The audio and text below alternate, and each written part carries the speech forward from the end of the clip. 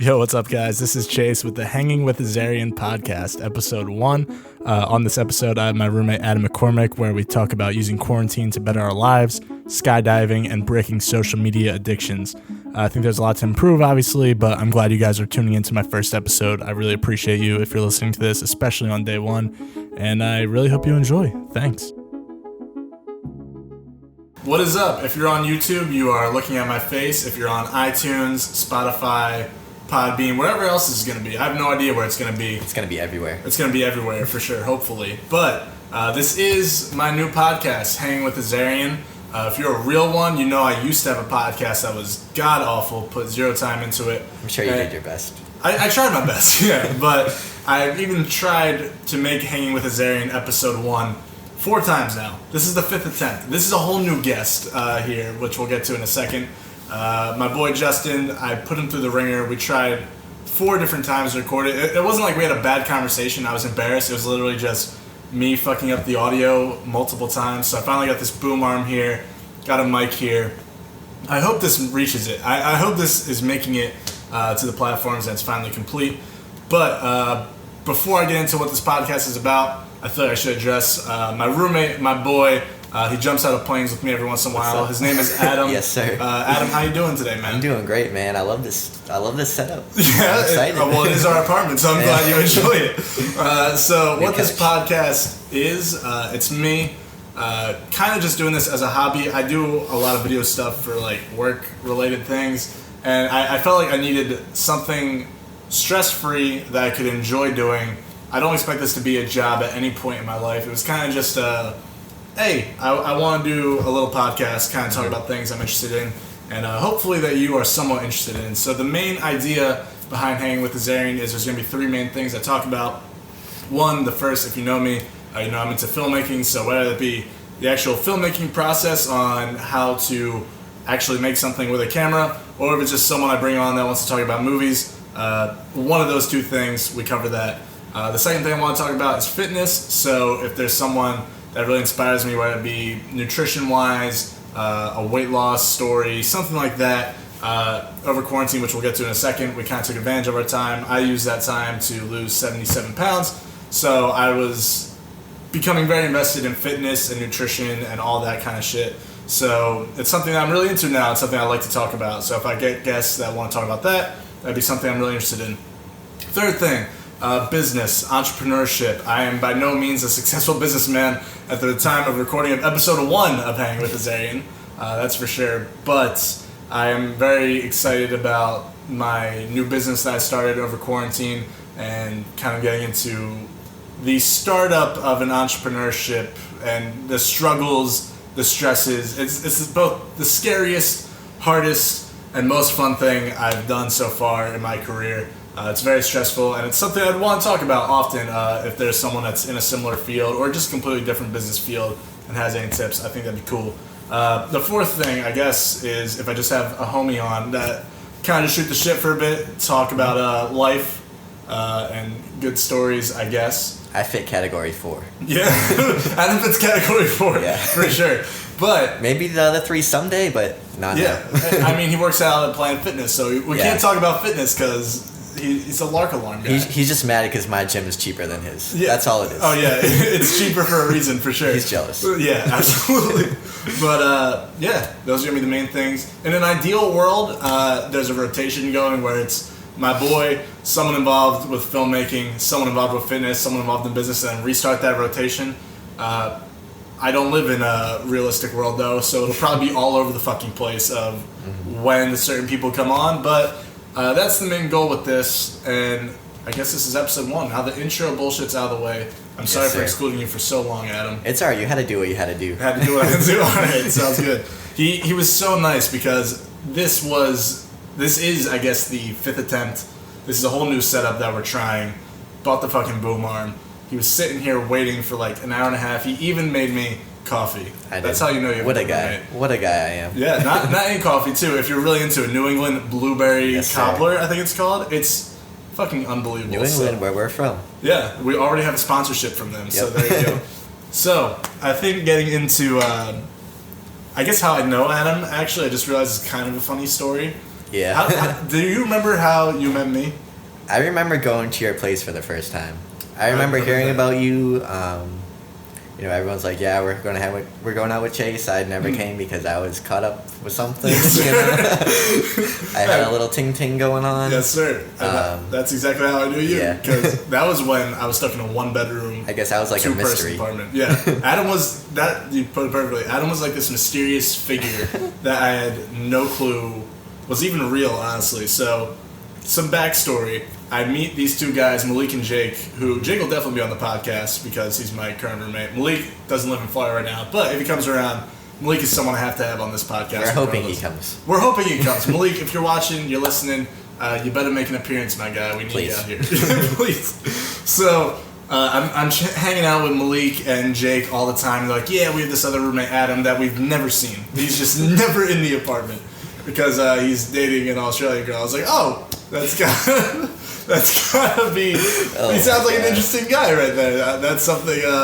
He sounds cool if you're dating an Australian. That's something that's interesting to me. I don't know, but I never saw Adam for like probably 3.5 months. I'd say months. Months, yeah. Yeah. Dude, was it that long? It was that long. I thought it was like the last couple weeks. No. I was definitely still living in that one apartment. Yeah. And we moved out there in August, so it had to have been at least 3 months, or maybe 2 months. I don't think it was that long. It was pretty fucking long. It was long. It was long, I'll give you that. Yeah, so I didn't know he existed, and then I don't know who I'm picturing in my head. This guy that's dating in Australia that's never around. And here comes Adam through my front door. Listen, this girl lived 2 stories above me. Okay. Like, literally right above me. And that's convenient. We hung out all the time. And it was like her, like, last couple months in the country. That was like when you guys first got there. Okay, yeah. So we spent like every waking moment together. And, yeah. And here you are. And here I am. On a podcast talking about it. I remember coming over. I think Brock was there. No. Brock was there? Yeah, Brock was there. Yeah. And I was like, these guys seem cool as fuck. That was a mistake on your part. I know it was. But anyway, I know. Yeah, we went out a couple times. It came to the point where I was homeless for like 2 weeks in the beginning of January because we had a ton of leases that just fell through, and that's a whole other story for a whole other time, I think. But it came to the point, me and Adam ended up in the same apartment, which like we were cool, but we never like super tight. And then quarantine happened, and I feel like Adam's definitely become one of my best friends because he jumps out planes with me now. That was one time, and it'll happen again. That was one time, and it will happen again for sure. So I guess the most obligatory thing to talk about then is, what are your overall thoughts about quarantine? Not like in a political stance, but like how you used your time, because you actually did some shit in quarantine that not everyone could say. That's for sure. So when it started, I'm like kind of a social guy. Like I like going out and shit, but I'm also very introverted. Mm-hmm. So when it started and everyone was being locked down, I was like, oh man, I don't want to stay in. I was like, yes, this is perfect. I can just sit in my room, play video games, read some books, which I didn't, but I said I was going to. But you played the video games. Yeah, and I was like, I'm going to figure out what's going on with my life. Mm-hmm. So like for the first like month or two, we just played so many video games. Dude, I beat video games because I used to game a lot, like probably high school age, and then it kind of stopped when I went to college, except I was playing like Fortnite when I was like hungover. That was kind of it. And then I had all this time. I was like, oh, I've had Metal Gear Solid sitting there for years that I'd never touched. I finally get to play this. Hell yeah, I'm gonna use that time. So like I didn't play video games when I first moved down here. I didn't even bring my like system with me because I thought I was just gonna be down here for 6 months. Mm-hmm. And here I am 2 years later. 2 years later. But yeah, so that was the beginning. Mm-hmm. We didn't do anything. Oh, we didn't do... The gyms were closed, so like we couldn't do anything even if we wanted to. And why would you want to go to Planet Fitness anyway, even if it was open? Because it's a great establishment. Yeah, no. Planet Fitness is like a... I can't even talk about... I think the Planet Fitness is its own episode itself, too. Especially the one you went to, because they ripped me off. I didn't touch a single weight there. But, I was kind of the same way. I was kind of just playing video games, wasting time for like the first 2 weeks, I'd say. Mm-hmm. Just because we thought it was going to... Well, I didn't think it was going to be a 2 week thing. I thought it was going to be like a month thing. Me too. So also backstory in case you didn't figure this out. If you're listening to this first episode, you definitely know me. You know I worked for Disney World, did PhotoPass photography for them. Mm-hmm. Adam also worked for Disney. He was working in the hotels at the time of quarantine, kind of jumped around. Yeah. And then when Disney announced they were closing, they said it was only going to be for 2 weeks. So we looked at it as not a life-changing moment. We thought it as, we get 2-week paid vacation. Hell yeah, let's just... we can't go outside, so literally the only thing you could do is either drink by yourselves, which, like, we like to drink, but if it's just us, we can drink every once in a while, but we get old after a while, so... We didn't really drink at all. Unless we were having, like, a COVID party, which is not... But that was later on. That was later on, the very beginning, like, we didn't do anything. We went for walks every day. Yeah. I forgot about that. Like, I would go for, like, an hour and a half walk. Yeah, just to get outside. Every day. Every single day. Exactly. And it was the best part of my day. Because the rest of the day was just sitting around, playing video games, getting into movies, showing a couple movies that I liked. Yeah, for sure. It definitely got to the point where, after those 2 weeks, getting video gamed out, getting bored, I'm getting antsy. I'm definitely... In the same way, like, I'm definitely... I don't know if I'm an extroverted introvert, probably that thing, or an introverted extrovert, but I definitely I definitely like alone time and just not having to go out and be super social chase, but I also enjoy that social aspect as well. So it hit the point in quarantine, those 2 weeks, I was like, I really gotta get out there and, like, just do something, which you couldn't do anyway. And then Disney kind of said, hey, we're going to furlough you indefinitely, so we're all on unemployment now. We're not doing anything. And I kind of looked at it as like, okay, what are some things that I could get done right now? Because my excuse for Disney World before was, I'm working 50 hours a week for not too much pay, or at least not as much pay as I feel like it's deserving. That's a whole other story for Disney World. We are fired from Disney World, and we could officially talk about Disney World, I think, at a very future date when they're not paying us severance pay. Yeah. but starting December 30th, we will no longer be employed. I mean, we're not working right now, but they're still paying us until December 30th, and then after that, it's done. It's game over. And that could be its whole other episode. We'll have a panel of Disney people, sure. I think. Yeah, definitely. To talk about... We have a lot to say. There's a lot to say, but it got to a point, I was trying to get my way out of Disney anyway in the very near future. Didn't think it was going to happen this way, but that's the way the cards were played anyway. Yeah. And it got to the point where I was like, I used the excuse of not doing A, B, C, D because I was always working at Disney. And when I'd come home, I barely ever saw you guys anyway. Like, we would never see each other because we're all always fucking tired after working at Disney World and dealing with all those people. So I'd either just chill with whoever was here or watch an episode of something and then just go to bed and wake up and do the next thing the next day. And my shifts were like 6 to midnight every night. I would work 5 days a week and then 6 days a week, and it would just alternate. Yeah. So I didn't have time for anything. Like, you don't want to do anything during the day because you have work later. Yeah. And then obviously at midnight, like, you just want to go home and go to bed. And that's it. And then I couldn't socialize with you guys. Yeah. We'd be like, do we want to go out? It's like, oh no, Adam's not gonna be up till 1 a.m. anyway. So why would we wait for Adam to go out? Which was just a very lame experience. So I put in my head, I was like, all right, what are some things I've been wanting to do for a while? Write a feature screenplay, which, if you don't know, that's like a 90-page thing. And I was like, I've been wanting to do this forever. I've tried multiple times, never actually finished one. I was like, let me just fucking do it. Because Sundance had like this whole, you could pitch your script. If your script gets accepted, it gets into the screenwriter's lab. And they gave myself like a due date where like I have to finish this shit by this time. And I was like, okay, let's fucking try it. Complete the script. Could definitely use some work regardless, but at least I have like a skeleton now of like just accomplishing that was like, oh shit, I could finally say I finished a feature screenplay. That's a huge thing to accomplish. I mean, it's whatever. I sent it to Sundance. They were like, sorry, we're not taking this because they picked 10 out of like I think 5,000 people apply, so it's definitely hard to get into. But at the end of the day, I was like, hey, I finished my first feature screenplay, which is cool. The fact that you completed it, that's enough, honestly. That's your first step. Thanks, man. Appreciate it, Dad. So I got you, son. there was that. There's just a bunch of other shit where it was like losing weight, which I actually finally put the time in. Actually did. That to me is like definitely my favorite accomplishment of my life. So I was like, that's huge. And I couldn't do that. Well, I don't want to say couldn't have done it without quarantine. Yeah.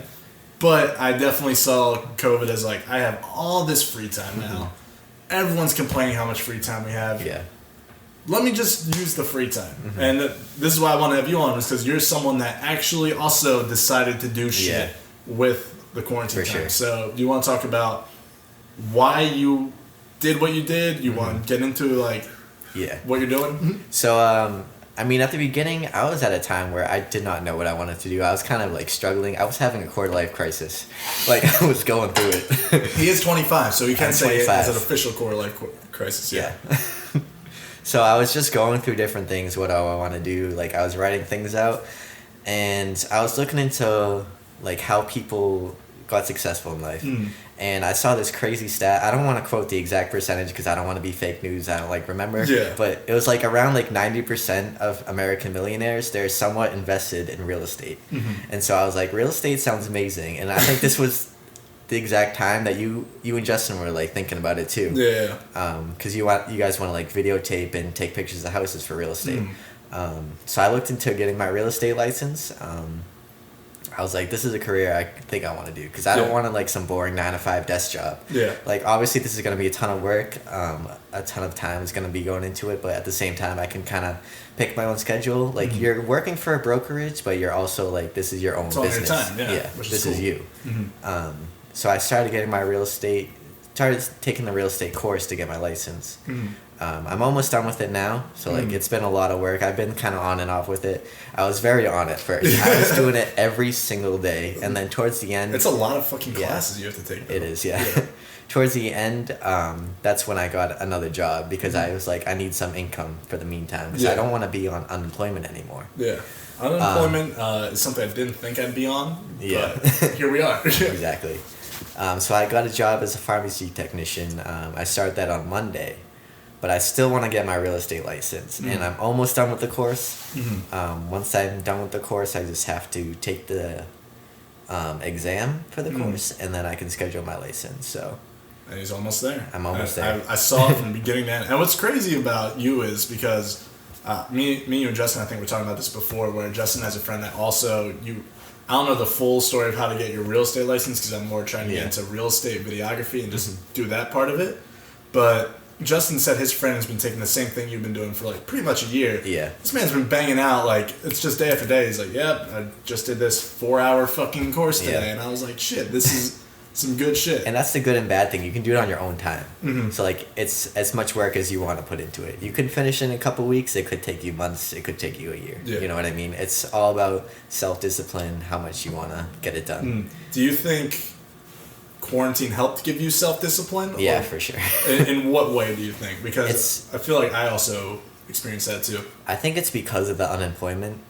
I was like, at first we were making a lot of money because the government doing nothing. The government was giving us $600 on top of the already state unemployment, which was it's the lowest in the country, but it's $200. Yeah. So like we were making a good amount of money just sitting on our asses doing nothing. Exactly. And so that I was like, I could be making this much money. Like, why am I working at Disney? Like, I don't want to talk down to them, but like, I was not making a lot of money. Yeah. For a lot of fucking work too. Yeah.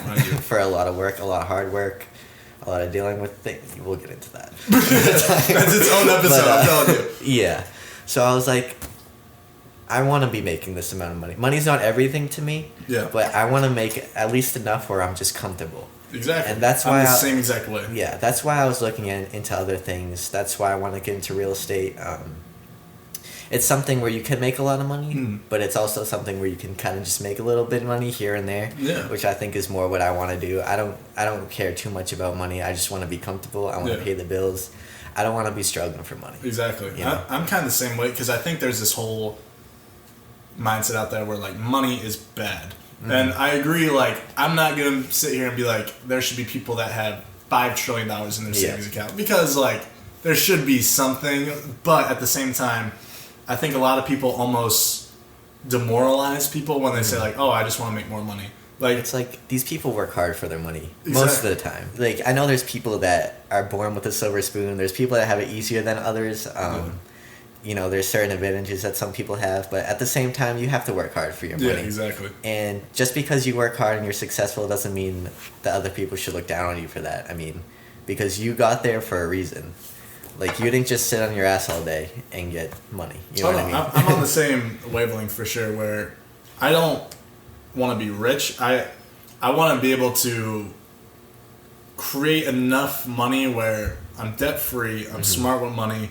I want to just be able to be like, oh, if I have like whoever I have in my life, whether it be my homies, whether that be my sister, whether it be my girlfriend, whether that be whatever. If I wanted to take someone on a trip to like Europe for a week, and that didn't really affect me that bad, like it was a noticeable chunk of change. I'm not saying I want to have like $7 million, and then it's like, oh, that trip to Europe was nothing. But if I could do like a little surprise trip like that every once in a while, and making that money doing what I enjoy doing, I fucking won. That's it. Yeah, and it's not about the money itself too. It's also about the lifestyle. Yeah, like doing what you want to do in life. Exactly. You know, I don't want to like sit around at a desk 9 to 5, like doing this bullshit job.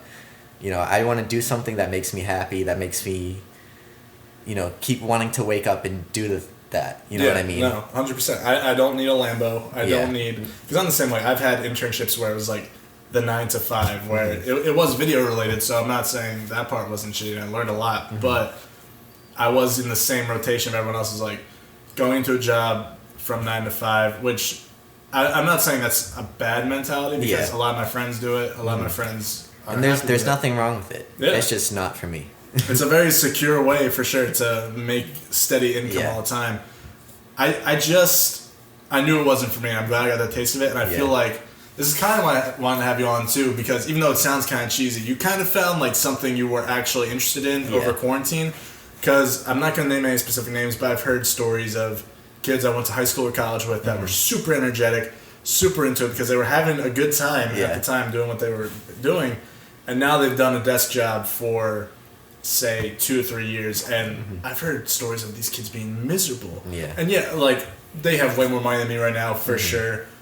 But that being said, it's like that's not appealing to me. And I'm not rich by any means right now. I do think I'll be pretty financially stable within however I think I'll be financially stable pretty soon. But I'm saying like actual like I don't want to say fuck you money either, because fuck you money to me is like $50,000 in my bank account, you know what I'm saying? Like, just having that to me is fuck you money.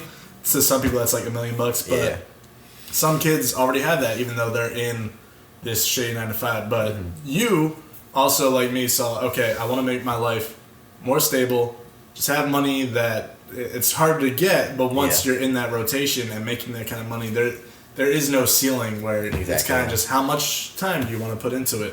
So, what to you, because I know when we started quarantine, you were looking into becoming a paralegal or paramedic? Paralegal, yeah, because I have a criminal justice degree. Okay, there you go. That's what I was looking to at first. And that's where we started, but then you end up with real estate. So what made you... What switch went off your head of like, you know what, fuck this, I want to go try this thing? I think... So I saw a job on the website I was looking into, and it was a real estate paralegal. And I was like... That sounds interesting, because I am interested in real estate. Like, I always have been.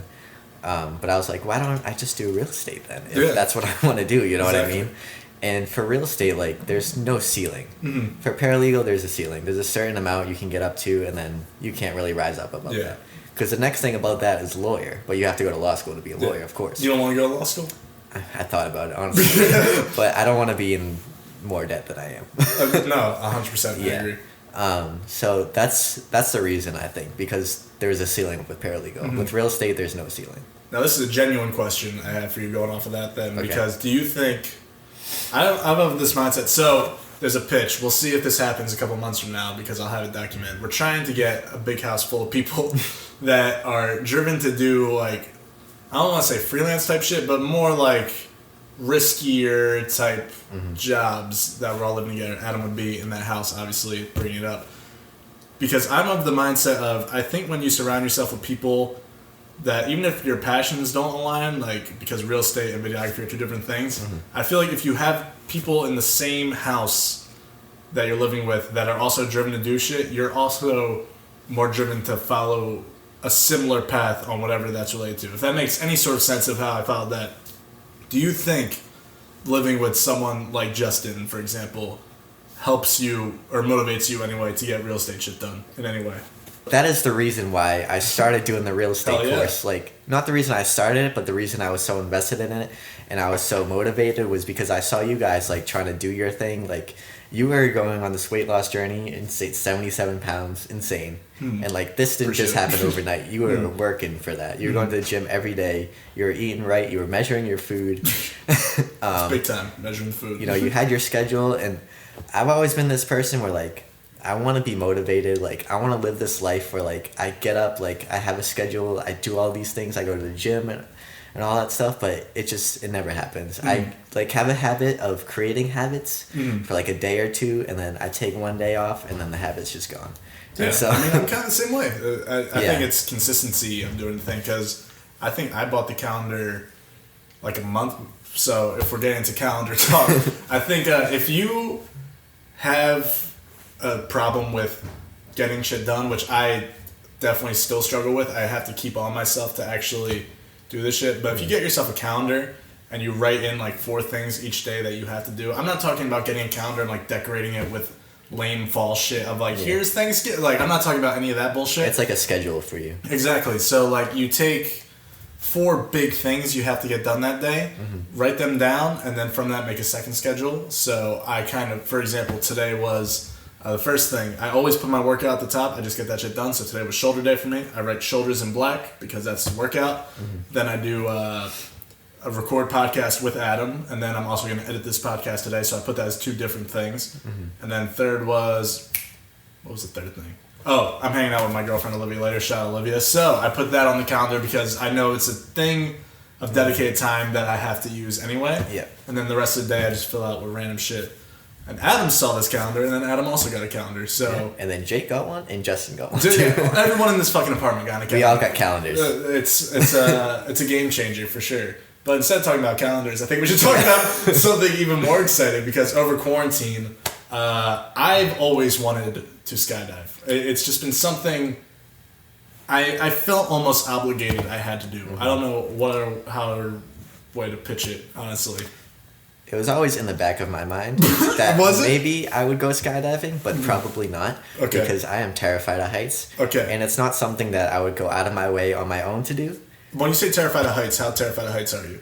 Like, scared shitless. Scared shitless? Like, what is the minimum height requirement to scare the shit out of you? Just 2 stories. Like, 2 stories? If I'm on top of a 3-story building, I'll look over, I get scared. 3-story building? That's it? Yeah. So you jumped out of 14,000 feet at 3 stories? Yeah. I'm kind of the same way. And I don't know how I did it. But you did it, because I'm also the same way where, like, roller coasters never bothered me. Like, any sort of thrilling height, if that makes sense, where sounds fucked up, doesn't terrify me. But if I look over the balcony of something, I will get some vertigo for sure. I get vertigo. I get the the zoom out as it's zooming in effect, where like I get dizzy. Like, it kind of fucks me up a little bit. Like, I'm always like, it's so easy to just fall off this cliff and die. And that's it's so easy. So, needless to say, it was going to be a tough sell to get Adam to skydive. But I knew it was safe. Like, I knew, like, thousands of people do it every day. I knew a lot. And only a couple die. Yeah, I knew there's been some accidents, but, like, of course there are. Like, it's crazy. I mean, it is jumping out of a plane, so it's bound to happen. And, like, I looked it up. It said there was a backup parachute in case the first parachute didn't work, so I was like, okay, that helps a lot. At least you get 2 parachutes, yeah. So and also, like, I was so nervous. Like, the night before, my palms were sweaty, knees weak, arms are heavy. I can't believe you just fucking said that. Are you kidding me? Do I have to leave that in the podcast? You have to leave that in. We'll stay in the podcast. Please leave that I can't believe you just did that to define skydiving. You can't. I mean, you can, yeah. So, in terms of how we got to skydiving, I guess, our boy Malik, who was also mentioned, Malik, this is just you meant to come back to Florida for sure. Not only do the podcast, but to be in the mansion. But anyway, regardless, Malik is in town. We haven't seen Malik. We actually saw Malik at the beginning of fucking quarantine.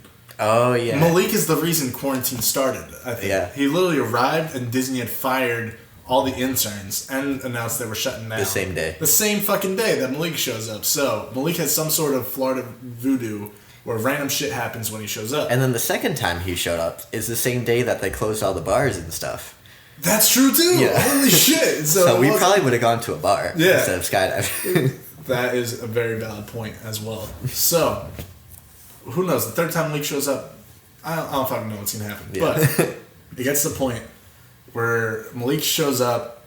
This is your birthday, too. Yep. Okay, this is all adding up. Yeah. So this is a crazy week. Yeah, we're not going to get too into Adam's birthday, because I was fucked. I don't know what it is with me and my friends' birthdays, but I get more fucked up at my friends' birthdays than the actual birthday. I don't know why. Which is crazy. Yeah. I mean, granted, this was also quarantine where, like, we hadn't been very drunk in a while, you know what I mean? Because you don't usually get, like, blackout drunk. Not anymore, no. I'm kind of over my drinking phase slightly, but regardless of that part, getting back to skydiving, yeah. So we are sitting at Miller's. It's me, Adam, Malik, and 2 other people you knew. This is so bad. No, just keep going. Okay, so there's 2 other individuals, and we were talking about jumping out of a plane. I don't know how it got brought up. It just did.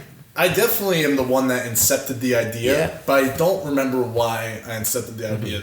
I think there's just, honestly, when one of your friends is visiting, you just think, what's some crazy shit we have to do? Yeah. And I forget what made me think skydiving, but I said, yo, we should go skydiving. And everyone kind of laughed, like, heh, whatever, like, we should go skydiving. And then the waiter walks by, and I'm like, yeah, they're being lame, like, they don't want to fucking skydive. And he's like, the waiter was fucking cool, for sure. He just leaves his phone, he's like, oh, bro, you gotta go skydiving, it's the fucking best. And he's, like, playing this video, very, like, 2008, like... This, like, shittily edited 2000 it's just video. Very corny, like, skydiving video of this waiter. And he's like, yeah, you gotta go to this place, it's the highest, they'll take you in the country legally. We're like, what the fuck? And then I was like, all right, we gotta go skydiving, for sure. We didn't go to the place that takes you the highest in the country, but... Because it was closed that day. Otherwise, we were looking into it, Yeah, we were almost doing the 18,000 feet one, because that would have been sweet. But it got to the point where it was kind of becoming a joke. Like, at Adam's party, we were kind of, like, going around saying, like, yeah, we're gonna go skydiving, who wants to go? And everyone would be like, that'd be so fun. But no one actually, like, really took it seriously. And they're like, they're drunk, they're just talking shit. Yeah, exactly. They were like, oh, they're drunk, they're talking, whatever. And that's even the point where I felt like everyone thought we were bullshitters or something. I don't know how else to put it other than I don't think people took us seriously when we were saying, like, no, we're going to fucking skydive. Yeah. Because this is when we were starting to become closer friends with, like, everyone that was there that night. So then, fast forward 2 days, Malik is supposed to come back to work. Lies about a flight. This is a whole other story, I think, for Malik, anyway. Regardless, we get to the point where, okay, Malik has a 3 p.m. flight tomorrow. So their mindset was, oh, this is our excuse. We don't have to skydive. Because I was the only one that actually wanted to skydive, I'd safely say. And I was like, okay, we're going to get up 6 a.m. We're going to go drive up to by Daytona. Found a spot. Let's do it. And there was a discount if you had 4 people. And there was a discount if you had 4 people. If we could get 4 people, we could go skydiving. Exactly. So I was like, let me ask my friend Amanda. In my mind, I was like, she's going to say no, and this is going to be awesome because it's going to be my way out of this. Yep. And she said, absolutely. Immediately, she was like, hell yeah. Fuck. And that's how I knew Amanda was cool, for sure. So we get the 4. I'll be honest, I was so stoked about it. The whole build up to that day, I was so fucking excited. I know you were. I couldn't believe that I had convinced you guys, because I was like, okay, they're saying yes, but are they actually going to do it? And then I got all the Venmos. I had like $750 in my account ready to spend on skydiving. There's no going back now. There's 0 going back, so it's purchased. I was so nervous. That morning, I was like, oh shit, we're about to jump out of a fucking... Like, I couldn't even picture in my head what skydiving looked like. like, I couldn't even fathom. Yeah, you think you know what skydiving is, and it is kind of what you're thinking, but it's not at the same time. It's the most bizarre high you will ever have in your entire life. So, somehow, this motherfucker, Malik and Amanda, are all in my car. We're all driving. Well, I'm the one driving, and my hands are starting to get a little sweaty too, as you would fucking say. So... Palms were sweaty. we pull up. And it's the sketchy looking trailer. It's the first thing we see. I was like, no fucking way. And we are in the middle of Bumfuck Florida for sure. Bumfuck Florida. And we eventually get past each other, and it looks a bit nicer. I'm like, okay, this is better. But still, it was sketchy. And before you even get everything in, what was funny was too, I had always wanted to skydive, but I couldn't because I was overweight, and they won't take you if you're over I think 220. I didn't tell anyone going into this. This was the week I had hit like 2:14 or whatever. So really? I'm in the back of my head. Made it. Yeah, I just made it. So in the back of my head, I'm bugging like, damn, with all my clothes on, am I gonna be over 220? Like, what did I eat this morning? Like, and then they're like, oh yeah, you're good. I was like, hell yeah. So this to me was my all right. I'm halfway to my weight loss goal thing, which was pretty cool. But before you do that, they play you the required warranty safety video. Yeah. And that to me was the scariest part of the entire fucking day. Like, what did you feel doing that? I thought we would have more training than that. I thought it would be like an hour training course or something like that. That's another detail. It was like a 5-minute instructional video. It was like, there is a chance, like, I don't remember how they said it, but they're like, there's a chance that you will die. Yeah. Like, you have to be... This is very serious. Yeah. There's very high possibility of getting injured or death. Splat. Like, that's... Like, if something goes wrong, you're probably dead. Yeah, and the entire time, because the guy that's doing it too, he said he invented the tandem parachute, which tandem is you have to jump out with someone else unless you're trained. So he invented it, I think, or something. This is the guy, he said, everywhere it plays the same video. So if you've skydived, you know the guy we're talking about. Oh, the video. I thought you were talking about a guy that was there. No. Yeah, the video. Yeah, the video, he's like, hey, people die doing this all the time, by the way. You should just know. And now that you've watched this video, you can't sue anybody, which I understand. But at the same time, it gets you thinking like, oh yeah, I could, this could be the last video I ever watch, for sure. Like, you had to be okay with, I might die. Yeah. Like, I had that thought. I was like, I have to just accept it. I might die. And they're like, okay, you're going to wait outside, and you're going to just wait for your name to be called. Like, okay, we're sitting out there. You and Amanda go to the bathroom. So... It's just me and Malik sitting there. And the lady comes out, she's like, hey, because we paid for the videographers so we could have footage. Because how can you not have skydiving footage and photos? Yeah, you need it. So there were 4 of us. And she comes out, she goes, hey, just to let you know, we only have 2 videographers or like 3 videographers for the day. So we can't fit you all in the same plane. So you need to go in groups of 2. So me and Malik are sitting there. You knew Amanda better anyway than us 2. So we're like, all right, Adam should probably go with Amanda. Me and Malik will go. She's like... who wants to go first? And me and Malik look at each other and we're like, surprise us. And she kind of laughs like, okay. So, she just pushes Betty out. Yeah, right there I knew. I was like, all right, me and Malik can go first for sure. So we're waiting, and then you guys come back. We're looking at the people that you could possibly jump out of a plane with. And I see this Australian guy, white dude, dreads, like 28 on a skateboard. With no shoes on. With no shoes on. Like the most typical, like... Yeah, most typical, I want to jump out of a plane with that guy for sure, because he knows what he's doing. Yeah. Didn't get that guy. So they call our names. They're like, Chase and Malik. And we're like, fuck, we're the first 2. All right. So we go to our station. We pass the Australian guy. I kind of dap him up real quick. I'm like, oh yeah, like I told them I really want you. He's like, oh mate, you don't have me, but bro, you're gonna have the time of your life. And I was like, all right, that kind of sucks. That scares me that I don't have the Australian guy. So we go in this trailer, and when I pictured skydiving, I don't know, I thought you had to wear like a suit, like some sort of jumpsuit. I thought that too. And they were gonna train you like this is how you should put your arms or whatever. This place said fuck that entirely. Because I showed up in a tank top, shorts, ready to go and be put in a suit. And they start strapping me up. I'm like, oh shit, I'm going to skydive with a tank top? I mean, that's kind of badass, I think. But we should have gone shirtless. Do you think they actually, this place probably would have let us do it. That would be cool. Either way, I didn't think this was how it was going to go down. Yeah. And I kind of expected them to be like, all right, you should put your hands like this. Because I did simulated skydiving before. So I thought I was prepared. I was not. They didn't do that to you? When you do simulate skydiving, they're like, this is how you should put your hands, like blah, no, blah. I mean like before. They told us to like put our, like how to put our arms up and stuff. They didn't do that with you? My boy didn't tell me shit. Really? Oh my god. Yeah, so that's a whole other story. We'll get to Zach in a second. But Zach is mad cool, yeah.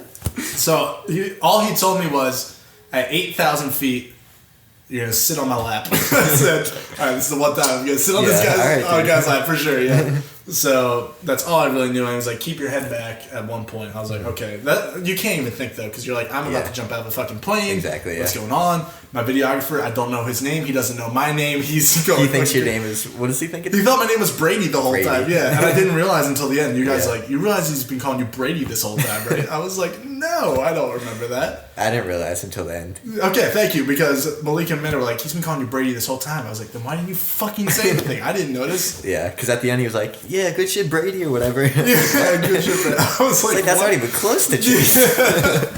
So either way, they're watching, him and Amanda are watching us getting suited up.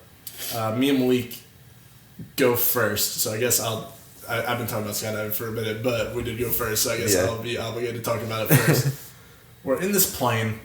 There's like these old people in the plane, first of all. And I'm not saying old like 60. I'm saying there's like a 94-year-old decrepit man with a parachute ready to jump out of this fucking plane. And I was like, what the hell am I getting myself into? Yeah. For sure. So it gets to the point where well above the clouds, we are high up, and the door opens, and the people that are going solo... The coolest part of my entire life, I think, up to this point, is before people jump out of this plane, they're all dapping each other up. They're dapping you up. They're like, good luck, good luck. It was like watching like a Mission Impossible movie. They exactly. Just pop it out the plane. You feel like you're in a Michael Bay movie, ready to fucking go. Yeah. And you're like, damn, this is the coolest shit I've ever done in my entire life, for sure. Mm-hmm. And they all start jumping out of the plane. And I'm like, okay, this old man just jumped out of the plane. All these dudes jumped out of the plane. Zach hasn't strapped me up yet. I was like, bro, I thought you were supposed to seatbelt me up, because he said 8,000 feet we're getting seatbelted up. Yeah. He goes, oh no, we're not doing that yet. I'm like, what you mean? He's like, oh, we're only at 5,000 feet right now. We're above, like, way above the clouds at this point. Like, you think you know how high 5,000 feet is and 15,000 feet is? You don't fucking know. So we were jumping at like 13,500. Yeah, exactly. And we were at 5,000 feet above the clouds. Yeah. Which is... No, we were 2,000... Stupid. It was 5,000 feet up, but 2,000 above the clouds. At 5,000? Yeah. I couldn't even fucking tell you. I just knew, I saw that, I was like, I thought we're jumping out right now. And we weren't. We were going triple that almost. So... Insane. I'm like, okay, Zach, I guess that's the height we're going at. So they close the door, we go up higher, and then fucking... Eventually, Zach's like, all right, it's on my lap. I'm like, okay, I guess I'm sitting on Zach's lap. I trust you, Zach. And they ask you like 3 times to like, are you ready to skydive, Chase? Like they gotta make sure like you're in the right headspace like, for this. Let's just go. Yeah. Well, I was like, hell yeah, man, let's fucking go. He's like, yes, sir. Malik, who was the most, I would say, more unenthusiastic than you to jump out the plane. He was scared. He was shitting his pants. Malik was shitting his pants on the plane, probably. So we didn't pick who got to go first, but I guess they just picked him to go first. So he goes out in front of me. And when people are leaving the plane, all you hear is whoosh, like, and they're just gone. Yeah. They are just... They don't exist. You think they died, for sure. Like, I saw Malik disappear. I was like, all right, well, Malik's gone. Yeah. It was nice. That's going to be me in a second. And then Malik's gone. They're, like, dragging me to the front. Mm-hmm. You have to put your legs so it's like touching the plane. It sounds scary as shit me describing it right now. Because you're legit sitting on the outside of the plane, like leaning outside, and your legs are under it, and you're just like looking down. You're like, oh my god. I didn't look down. First of all, I was looking straight ahead. I'm freezing because I'm in a tank top, 13,500 feet in the air. I see the videographer who doesn't know my name waving at me like this. I'm like, Zach pulls my head back because you have to, or you might break your neck or some shit. I don't know. And we drop. And when I tell you you've never felt a blackout like skydiving, you black the fuck out. It's crazy. And the reason I wasn't nervous, like usually I'm terrified of heights. The reason I wasn't scared because we were so high up that it was hard for me to even comprehend what the hell's happening. Yeah. Like it just didn't feel real at all. Yeah. It just felt like I was in a movie. And when you jump, you don't feel like a person. Like, it's just so chaotic. It is. Chaotic is the best word to put it. Because the only thing I remember is seeing the videographer in front of me. Everything's happening so fast. And I just remember how fucking loud it is. Yeah, that's it's the only so thing loud. I comprehend. And it doesn't... Like, I don't know how to describe it other than it doesn't just sound loud, but it feels loud. It feels loud. Well, you're dropping at 120 miles per hour. Yeah, there's so much wind. Your body's in shock. Like, your body doesn't know what the fuck to do. Your body is shaking even though it can't physically shake anymore, for sure. And you're trying to, like, keep your arms up. You're like... and you're just trying to have a good time. I mean, I had a good time, for sure. Yeah. But eventually they pull the parachute. And when that happens, I'm just praying, like, please work, please work, please work, please work. I do not want to splat. And then it works. I get up. I'm flying then because you hang in the air for like 5 more minutes after that. And once that was they pull the parachute, it's the most therapeutic thing. It really is. So cathartic. Was a new Chase Azarian that day for sure. Yeah, it was like the part in the movie, like when the hero wins and he's like, when the hero wins. Yes, and it's just like, oh my god. You're just looking around and you're looking at your legs and you're just kicking it, and there's like houses down there and everything. You're like, you got no worries. Yeah, Zach's like, dude, you want to go through that cloud right there? I was like, I've never been through a cloud. Let's go. And you're going through clouds. It's like, it's so nice. Yeah, it's the best time of my life. But before that, I asked Zach, my instructor, I was like, how many jumps have you done? He's like, I've done 1,500. I was like, okay, I trust you. I look up Zach on Facebook later. Zach was just tandem trained like 2 weeks before. 2 weeks before I attached my body to this man. My dude's been doing it for like 40 years. Yeah, like 10,000 jumps under his belt. Yeah, so that was good to me. Landed. I see Adam and Amanda. They're getting suited up. I was like, all right, it's their time. Describe what you remember from skydiving, I guess. I mean, you kind of did. You covered everything. Like, it's hard to even. I covered everything. Adam, you have like Adam perspective. There's got to be something. I was just, when I was growing up, I was shitting my pants. I was so scared. Oh, yeah. I was so scared. I think Amanda went first. So you can't even remember? I don't remember. Maybe I went first? No, she went first. Okay. Yeah, she went first. She was gone. She was. Mm-hmm. And then I got up to the edge. I was shitting my pants. Yeah. When I was sitting on that edge, I was like, this is it. This is it. Like, having to put your legs under the plane when you're sitting, and there's just so much going on. Yeah, there's so much going on. You can see my face in the video. Yeah, I was going to say, in the video, you just see Adam and he goes, oh, shit. And then I put my head it's so loud and they put music on, but you just see Adam's like, oh, shit. It was the best. I was like, fuck. And then I just went out, and as soon as I went out, I was like, you just can't have feelings because you're just not a person in that moment. And then, dude, when he opened up the parachute, it was so cathartic. Like I said, like, it was amazing. And I got to pop my nose. I blew my nose to pop it because was your ears popping really bad? No, which surprised me because on planes my ears are usually fucked. Yeah, like, I hated going on planes. Mine was fucked so bad, but then I popped it. Everything was fine. Did he let you steer it? Yes, I steered it a tiny bit. So like you got to steer it I don't yourself. trust myself, Zach. You take this shit. Like, so you got to steer it yourself, so you could like float through clouds and all this, and then obviously they have to take over at the end to land. But yeah. And then when you landed, I saw Amanda on the ground. I was like, all right, we made it. She's alive. She's alive. Yep. I remember Malik texted his mom. I told my mom mistakenly before 3 days ago, like 3 days before. Yeah. I said it was an idea, and I told her we were doing it Wednesday when we really did it on Tuesday, so that I could say it was done. But Malik's mom was in the hospital with heart problems, so Malik texts his mom as soon as we're done, like, "Hey, just landed, just skydived, by the way," and she was like, "What the fuck?" Yeah, I told my dad after, but I told my mom before.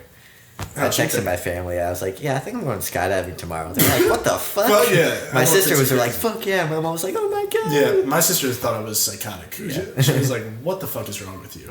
Because I don't know, a lot of people would never skydive, and literally, like, my sister sent me an article that I sent them, like, 3 days later of, like, a girl in Georgia that her parachute didn't go off when she was doing her tandem, and her instructor... Yeah, which is scary. That's all that was going in the back of my head, though, was, like, if we do die, that lasts, like, minute of your life has to be the scariest shit of just falling and just knowing you're fucked. That minute will feel like eternity. Yeah. Like, are you screaming the whole time down, or are you just like, fuck? Yeah. But don't think about that if you go skydiving. Yeah, it'll be fine. Yeah, it is well worth it. It's 1 in 100,000 people die, or something like that. 1 in 500,000. 1 in 500,000. Don't be the one. Yeah, that's all I gotta say. It's well worth it. When I'm debt free and I have the money, I am gonna get my skydiving license. I think just so I could go out solo, and I want the wingsuit, man. I really. That'd be cool, yeah. Yeah, like the Australian guy. Me and Malik were talking after. He's like, "Bro, when you get the wingsuit and you're going around, you'll feel like a human jetpack, man." I was like, if someone's gonna sell me on getting my skydiving license, it's this fucking guy for sure. I mean, I love skydiving, but it's something that I'm gonna do every once in a while. Okay, it's not something I could do like all the time. Once a year. Yeah. Okay. It's like it's a whole experience. Yeah, I could do it like once a weekend, I think. If we had like an annual skydiving, that would be awesome. We should make it happen. We should. Why not? Let's do it. All right. Sounds good. Decided. there's zero transition in between this. Yeah, but, that's fine. But I was gonna say the other thing I wanted to talk about with you is you convinced me to finally somewhat control my social media in the sense that I think we have two perspectives on this. So you, Jake, and Olivia had all seen The Social Dilemma around the same time. I know everyone was talking about The Social Dilemma, but I'm one of those people where like I see enough movies where I'm like, I'll get to it eventually. Yeah, like all this shit's gonna be hyped up. Shout out to my boy Joe Mango, runs A Slice of Mango now. That's the official name of the podcast. Yeah, he changed it. I love it. That's a great name. And he was talking about Social Dilemma this week on his podcast. So go check him out. Joe, if you're watching this, you're a great guy. What up, Joe? Yeah, but he was talking about, I was like, all right, maybe I'll finally check this shit out. Because anyway, I'd wanted to get off social media a bit anyway. Yeah, me too. Especially with everything going on. It's just a lot. Yeah, especially with everything going on. I kind of felt like I wasted... My screen time is absurd. That's what did it for me when I looked at the screen time. Well, I subtract about an hour and a half to 2 hours off mine because a lot of it's YouTube, and I use YouTube because I don't pay for Spotify or iTunes. I use YouTube a lot for music and shit, and there's a lot of podcasts on there that I listen to. So that stuff's fine. Yeah, that stuff I won't count too bad, but regardless, my screen time was up, and I was like, how do I get this shit down? Because it was like 4 hours a day for me. Yeah. 4 or 5 hours. And mine said 6. Yeah. Which is a fuckload. It's crazy. Granted, 2 is for YouTube, but still, it's like, what am I really doing with that time? Exactly. What else can you be doing? Exactly. And I wanted to talk to you about it because I come from the perspective of, unfortunately, I think social media for me is kind of a necessary evil. You're going to need it. I have to use it, but at the same time, I don't want to make that an excuse of me being on social media all the time. I kind of want to stop scrolling. So even though... Real quick on The Social Dilemma, what did you think of it? It was a great documentary. I think we both agree that the acted out part was kind of... The acted out part, is awful. Out of place, like you did not need it. Yeah. Because the real documentary, you have people that are actually worked for these companies. Yeah. Google, Facebook, Twitter. Like it's not just... The director of Pinterest. Yeah. It's not just like people who use social media who just trash it the whole time. Yeah. It's people that actually like made the algorithms, made everything like that. Like the guy that made the like button. The guy that made the like button. Which is crazy. Yeah. And like... They talk about how they made social media, like their intentions, which obviously they had good intentions. Like people think social media is evil. Yeah. Like it's not that. It's how we use it is not good. Exactly. Like it can be used for so much good, and it is. Like there's so many good things that happen to it, like fundraisers and stuff like that. Just like being aware more of what's going on in the world, but at the same time, people use it for their own self-interest, like how many likes they got, like who are they friends with, who's following who, and all that stuff. And it's just so toxic because that's mostly, when you scroll through social media, that's mostly what you see. Yeah, exactly. I'll get asked by people all the time, like, did you follow me back? I was like... It's like, why? Do you care? I mean, I did, but why do you care that much? Yeah, exactly. It is like this weird... And I've been caught up in that. I'm like, oh, this person didn't follow me back. They must hate me. When in reality, they might just not see it, or it just... Maybe they just don't care. They're ahead of the game. They're like, which is fine. Yeah. It's not a big deal. Yeah. It's really not. Like how many likes you get, it doesn't matter. Exactly. Well, here's what's interesting. I was never a big social... Even though I use social media a lot, I was never like, fuck, I need to keep up my social media. Even though, unfortunately, I feel like now I'm in a world where to get my business going, I have to just accept the fact that I need social media to pitch myself to other people. And I think the internet...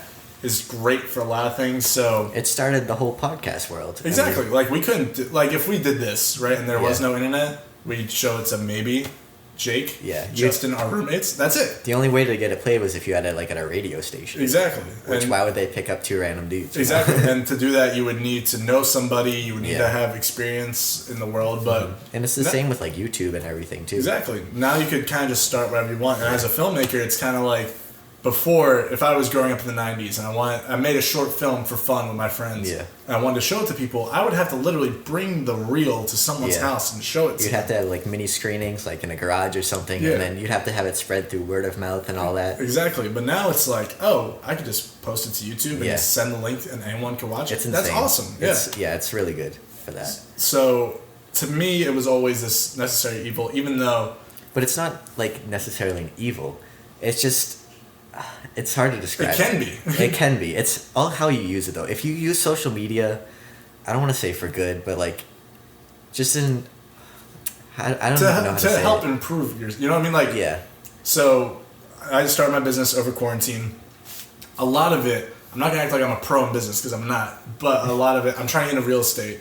Don't know a single real estate agent down here, so a lot of it is I kind of have to contact people. So I made a whole ass Google chart sheet, whatever, of who I'm contacting, where their address is, not their home address, I'm not stalking them, but like the address of the house they have listed, and how I contact them. I tried email, I tried Facebook Direct, I tried Instagram, I tried LinkedIn, I tried a LinkedIn Connect, I tried LinkedIn Premium, I tried everything. And I noticed, like, okay, with these realtors, inside scoop, if you're trying to do it, most of them, the more responses I get, the most anyway, are from Facebook. So I can't just delete my Facebook because now I realize Facebook is the best way for me to get business from these people. So what I did instead was, after watching the movie yesterday, like I said, I think the movie or the documentary is solid. I don't really think it taught me too much new information necessarily that I didn't know about social. Like I knew obviously kids were getting more depressed from it and shit. But the way they, like you said, found like legit social media people, like people that were the engineers behind this shit, to get involved, and all that was very interesting, and getting their perspective was awesome. But it did make me think, all right, let me just delete Facebook. I deleted Facebook, Twitter, and LinkedIn off my phone. Yeah. Just so I don't like have this rotation scroll on my phone anymore. And already a day later, I do like feel like I'm using my phone less and feel better already. And you had gone full on, deleted everything for a while. So talk about your experience with that, I guess. Yeah, so I deleted Facebook, Instagram, Twitter. I kept Snapchat because that's like how I talk to I keep Snapchat too, just because like even though I want to get off it, I feel like the funniest things I could send to my friends and receive from my friends is through Snapchat. So that's why I kept it. So I when I deleted it at first, I was gonna be like, this is gonna suck. Like I know like I'm so addicted to it and I'm gonna be fiending for it. But as soon as I deleted it, like I just didn't have the urge to look at it. Exactly. But what I found was I just kept looking at my phone. I just kept going to other things like Snapchat. I was spending more time on. I was just like looking at like random apps that I'd never looked at before. Yeah. And I would just like spend like not the same amount of time. I would spend a lot less time on my phone, which was good. But I'd still be on my phone a lot. I think it's just the urge to like have something stimulate your brain because it's like instant gratification. We have a problem with being bored. I feel like. And like, there's so many other. We don't have to be bored. Like you can. There's so many other things that you can do instead. So many more productive things. But at the same time, you can also be content with just sitting there. You know what I mean? Just like having a conversation without looking at your phone. You know. And then after a while, like I was fine for like a week or so. I wasn't like itching to get back on it, but I was like. You know, there's some people who I only talk to on Instagram, so I was like, oh, I'll download Instagram. Yeah, and then, you know, I kept making all these excuses. Like, Facebook, we had, like, a group for a party. So I was like, oh, let me check that. And then, like, exactly. Twitter is how I get a lot of my news. I know I shouldn't, but that's how I get a lot of my news from. So I was like, all right, I'll download Twitter to see what's going on in the world. That's fair. And now they're all back, and I'm all addicted to it. Yeah, all right, there you go. But it has made me... I am spending less time on my phone than before because I'm starting to realize how much time I'm spending on it, how much time I could be spent doing other things instead. Yeah. I mean, you put pretty much the same for me. So I kept Letterboxd, which if you don't I've always kept Letterboxd, yeah. Letterboxd is kind of like a social media where you can log movies you watch. It's almost like a virtual diary. I mainly downloaded for that just so I could keep track of all the movies I watch. I've had it for like 5 years now, so like you could scroll all the way back in my profile and see what I watched like on September like 30th, 2015, which I think is awesome. Yeah, it is awesome. But it's also cool because you could follow your friends on there and see what they've been watching. So I need more friends on it, so make a Letterboxd if you love movies and follow me. AdamJohn44. There you go. Sounds good. I think that's it. You can find me on Letterboxd too, and I follow Adam. So it's a really cool app. Anyway, I count that as social media because I do check it at decent it is time. social media. But as a movie guy, someone exposed me to a ton of movies I've never even heard of. So I like that. I kept that. I kept Snapchat because, like you said, if I see like something funny or I'm gonna make a joke, it sounds lame as shit, but I feel like the funniest shit you get from your friends or sending your friends is through Snapchat. Yeah, because it's so easy. Exactly. Just like take a picture of something, caption it, and send to the specific people you know would appreciate it. So Snapchat I kept. I'm trying to get off like checking other people's stories, even though I keep doing it. Me too. I kind of want to only open it when I receive a Snapchat, or if there's something funny like going on right behind me, I have to snap it real quick. I want to be able to send it to my friends that would find it funny. I kept Instagram just for the simple fact that I feel like posting from your phone on Instagram is easier. I know it sounds like a lame ass excuse, but I'm trying to get myself to post more on my video one, and just doing it from my laptop is kind of a pain in the ass, so that's the only reason I kept it. But I could delete it and then just re-download it every time I need to post something at the same time. So the main problem is just the mindless scrolling of social media. Yeah. Because if there's nothing wrong with just having social media and posting like whatever you want to post, like do your thing. But the just mindless scrolling through, like concentrating on who liked what and all that stuff, it's just toxic, and like you just don't need to do it. It's just the constant wasting of fucking time. Yeah, that's the main thing. 4 or 5 hours a day on your screen is just too much. It's way too much, and I think that I would challenge. I don't think you have to watch The Social Dilemma, because I do think a lot of it has been stated already. It's just, it made me think more about it. Exactly. It definitely, because I always had in the back of my head I should get off social media more. Yeah. But just like deleting half of your social media apps, like, because I felt like, especially with me, if I was bored or I didn't have anything going on, I would almost have a rotation of like check Instagram, check Twitter, check Facebook, check LinkedIn, check Snapchat, and then do that rotation again, and then start from the beginning and see what else happened. Yeah. Not cautiously or like aware that I was doing it, but it just felt like this rotation of if I was bored until someone actually interrupted and like tried to talk to me, I'd put it down, almost a way to fill time. And just deleting half of those, I was like, oh, I could put my phone down. Yeah. Every morning when I woke up, I would check every single social media before I got out of bed. I would spend an hour in bed every day just checking every social media. I mean, I was kind of the same way at first before I made the schedule, It's crazy. Yeah, I kind of made my schedule so it's like, what am I doing? Yeah, I set my alarm, whatever that alarm is. It becomes earlier and earlier every month. But I set it, and I don't have to... My first thing is make my bed, which sounds lame, but if you schedule to make your bed 10 minutes after you wake up, you start getting shit done. And I felt... I'm going to schedule 10 minutes where I could just check my phone. Yeah. Which even then is kind of fucked. Yeah. But at the same time, it's not too bad. It's not the worst, I guess. But yeah, definitely making your bed when you get up, because you're like, I accomplished something. Yeah. You know what I mean? I didn't just sit on my phone for an hour in my bed. Like I feel like a lazy piece of shit. Like me. No, I've done it before too. I think every kid has, for sure. I think the healthy way to do it is just to delete your apps every once in a while. Or even just taking breaks. Like a cleanse? Yeah. You can like, and you can go on it, you can limit like how long you spend on each app and stuff like that. But I think taking a healthy break every once in a while is good. For sure. I feel better not having Facebook on my phone, Twitter on my phone. Me too. Just not checking that shit, just like, it feels better. Because you're not worried about it.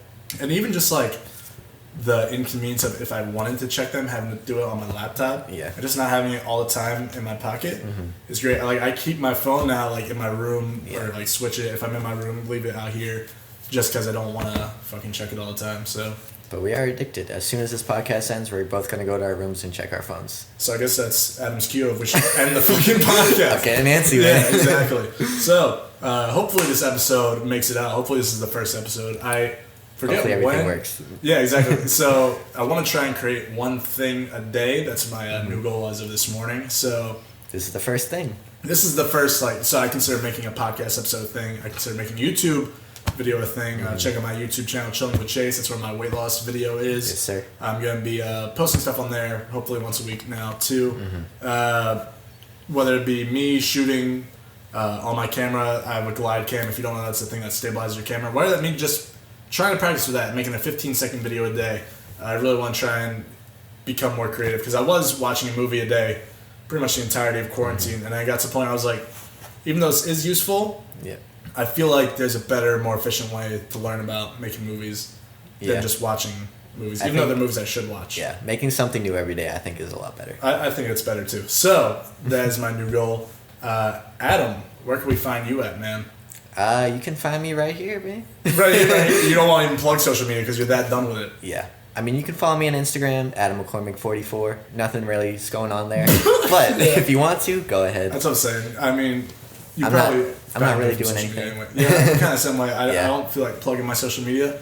I will plug my YouTube channel. Once again, Chilling with Chase. I have a second one, Chase Azarian. Follow that. Exciting things to come for Chase. Hopefully. We shall see. Honestly, if you are going to follow something, please follow my video business page, just because It'll help me make more money. So follow my Letterbox. That's all I care about. Letterbox, yeah. If you're on Letterbox, actually, please let me know because that's the one social media site where I actually feel good on. Yeah. Like, I like seeing what my friends are watching. It's very wholesome. It is. It's nice. It's just social media. It's strictly movies. Exactly. It feels good. So.